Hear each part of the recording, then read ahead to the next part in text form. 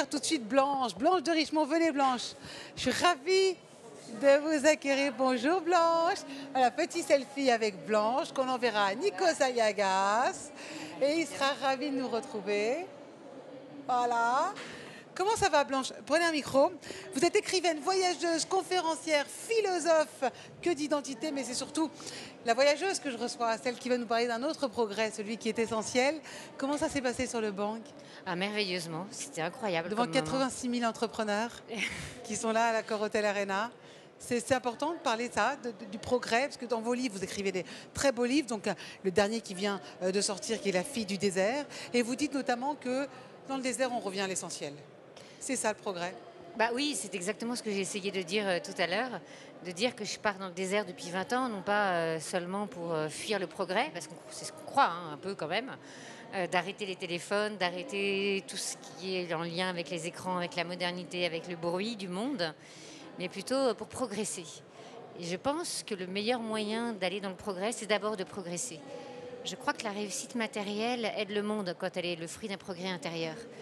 Et ce progrès intérieur, eh bien, aller dans le désert l'aide, le nourrit. Mais bon, on peut le vivre aussi au milieu du monde. Parce que c'est une démarche quand même assez... c'est folle, vous n'allez pas dans le désert pendant 2 jours. Vous y restez complètement, vous vous immergez, j'ai envie de dire, dans ce désert. C'est pas qu'une démarche intérieure.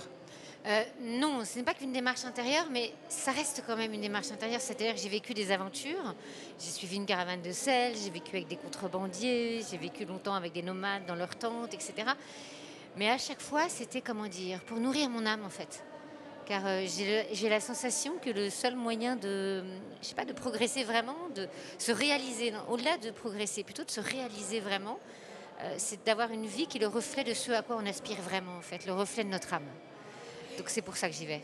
Ici, on voit les 86 000 entrepreneurs qui nous parlent d'innovation, qui nous parlent de nouvelles technologies, mais surtout d'innovation. Comment est-ce qu'on innove dans le désert, tous ces hommes, ces femmes?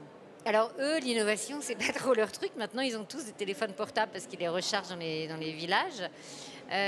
L'innovation, là, maintenant, c'est des camions qui vont chercher le sel. C'est la modernité qui vient de plus en plus. Mais ça les dénature? Comment? Ça les dénature? Un peu.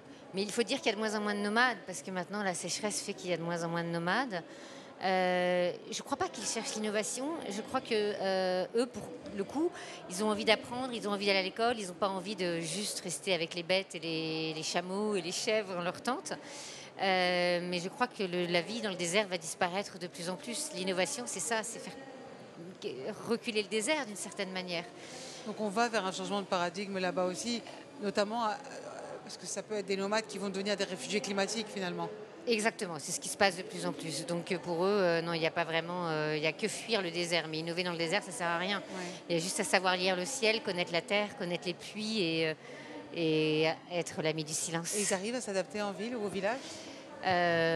Oui, en fait, pas trop mal en vrai, parce que c'est des hommes et des femmes qui sont tellement habitués à s'adapter à l'inconnu, aux conditions extrêmes, que finalement, ils sont habitués à tout. Donc ils savent. C'est ça le progrès, c'est aussi cette faculté d'adaptation. D'adaptation. Non seulement d'adaptation, mais aussi d'acceptation.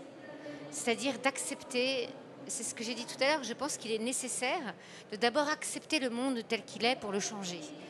C'est-à-dire que si on est tout le temps en fuite et en énervement et en colère contre ce qui est, on ne peut rien changer, on ne peut rien faire avancer.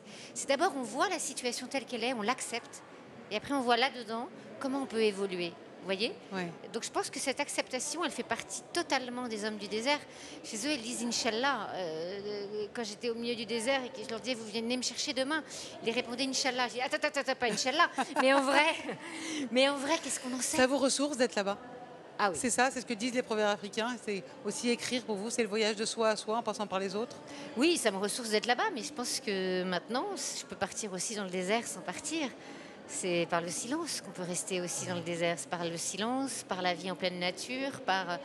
Oui, c'est ça. Écoutez, s'émerveiller, être l'ami du silence, ça aide à se ressourcer. Pas besoin de partir loin, en fait. Je crois que c'est surtout ce qui nous ressource, c'est le regard qu'on porte sur le monde. Et s'émerveiller. C'est très beau, ce sera le mot de la fin. Merci beaucoup Blanche de Richemont, donc écrivaine, voyageuse, conférencière, philosophe. Je vous invite aussi à revoir son intervention sur le bang de la scène de l'Accor Hotel Arena. Merci beaucoup Blanche, à très bientôt.